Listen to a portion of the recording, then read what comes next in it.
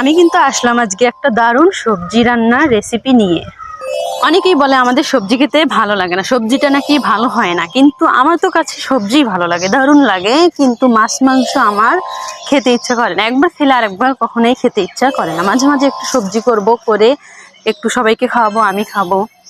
আজকে আপনাদেরকে সেটাই দেখাবো, দেখতে থাকুন। সবজিটা চড়ে দিয়ে যেভাবে ওলট পালট করতেছি বুঝতেই পারতেছি না আজকে কি হবে। সবজিটা কিন্তু দারুণ হবে, টেস্টি। এখানে কিন্তু পেঁপে আছে, মিষ্টি কুমড়া আছে, লাউ আছে, বটবডি আছে, আলু আছে, বেগুন আছে। এখানে কিন্তু আমি সব কিছুই দিয়েছি। একটু পরে এগুলো আমি ঢেকে রাখবো, একটু ঢেকে রেখে এগুলো নরম করে দেখবেন একটু পরে আমার সবজিটা কীরকম হয়ে যায়। আপনারা একটু দেখতে থাকুন। আমি একটু নাড়াচাড়া করে ভালোভাবে মিক্স করে এগুলো ঢেকে রাখবো একটু পর।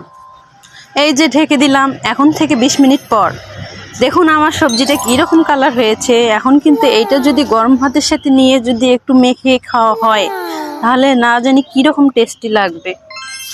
আমি কিন্তু নিজের রান্নার প্রশংসা নিজে সবসময় করে থাকি। আমার রান্না আমার কাছেই ভালো লাগে। অনেকে বলে যে তাদের নিজের রান্না তাদের কাছেই ভালো লাগে না, কিন্তু আমার রান্না আমার কাছে খুবই ভালো লাগে। দেখছেন তো কালারটা কত সুন্দর।